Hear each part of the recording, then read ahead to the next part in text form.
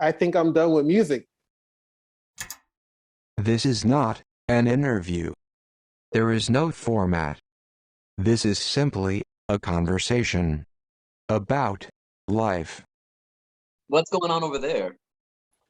I'm trying to, okay. So I was listening to the podcast, right? Yeah. It's unapologetic, un, Yes. unapologetic, right?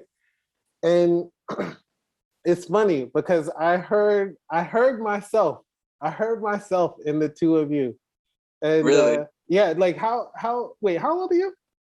I'm 28. Unless it's a secret. Unless it's a secret. It's not a secret. It's not a secret. But like I I've hit a little crossroad. I think Mm, I've come out of it, but mm. I definitely was in a crossroad because I've had like now two bouts of like a writer's block. Mm.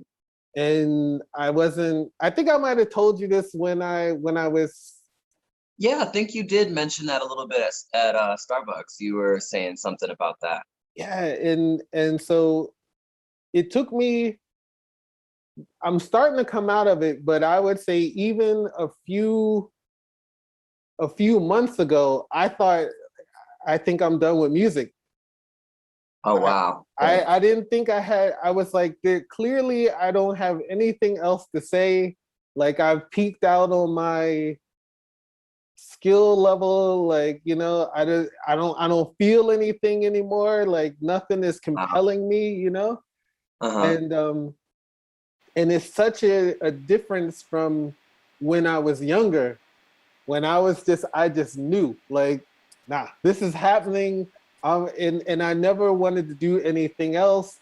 I couldn't be discouraged. I couldn't be distracted, Right.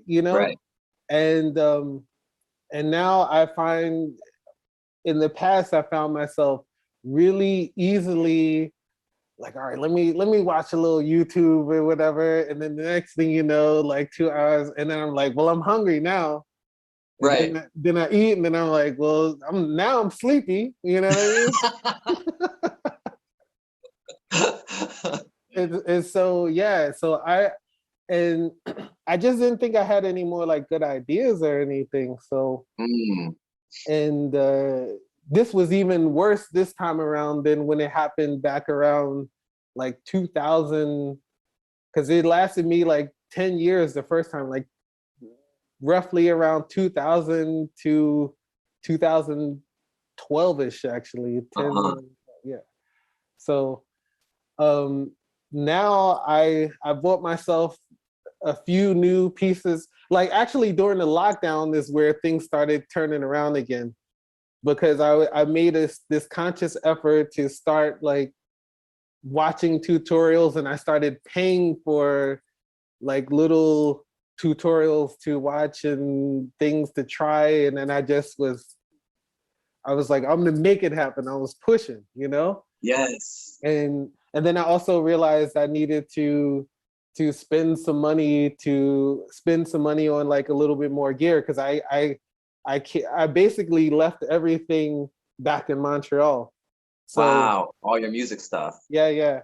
So I've been doing stuff just with the computer and the mouse and the keyboard, and I was like, Right. you need to really get into it. You know what I mean? And I Right. think you have to invest in things. You know what I mean? Like, You 100% have to. Yeah. so I'm buying some more gear, and I just bought a few things recently, and it's helped me feel inspired because now I have to justify what I spent money on. You know what I mean? Right. No, but this is great though, because that means that it's been years. It's been years that since you've had new gear. So this is a big sign that you are overcoming that. I guess what would you call it? Like a really long writer's block, or do you think it was like an imposter syndrome, or what are you thinking that? Yeah, I heard you talking about this. I never.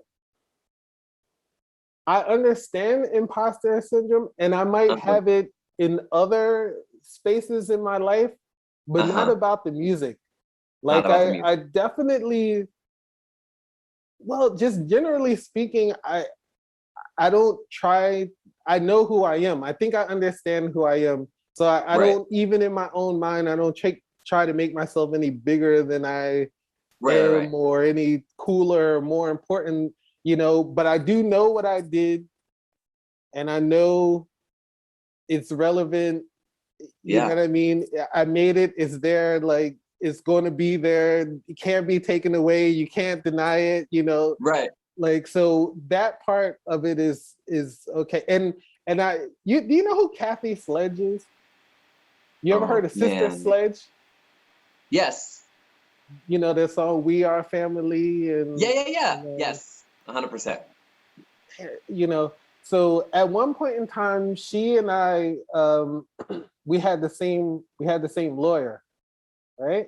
Really? Okay. Or she was, because my lawyer, this was like my first lawyer. He wasn't really an entertainment lawyer, so I don't know. He was kind of dabbling in it at that point, Mm. but he, some sort of way, Kathy Sledge was in his office, and he was like all excited. He's like, "Oh, like, this is Hollis. I'm gonna play you his song. It was my song. I'm lonely." This was like right before everything started changing for me. Well, Uh-huh. actually, things started changing on the record before that one, but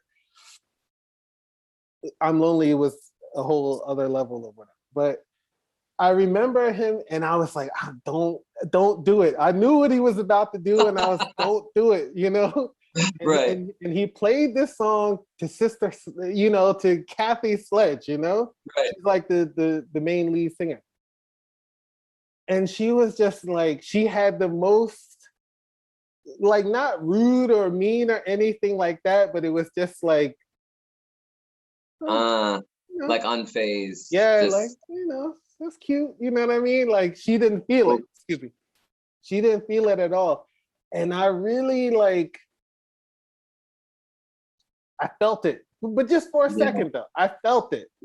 Right. And but this was I think this was one of the last times I ever felt like that. You know what I mean? Mm. Like, so I imposter syndrome is not really something, it's something I'm fortunate enough to not have to deal with, at least Right. when it comes to music. But I understand how it is for a lot of people to struggle with this, and Yeah. you I know, mean, yeah, my co-host Kennedy that was the first time I'd ever heard of that yeah, syndrome.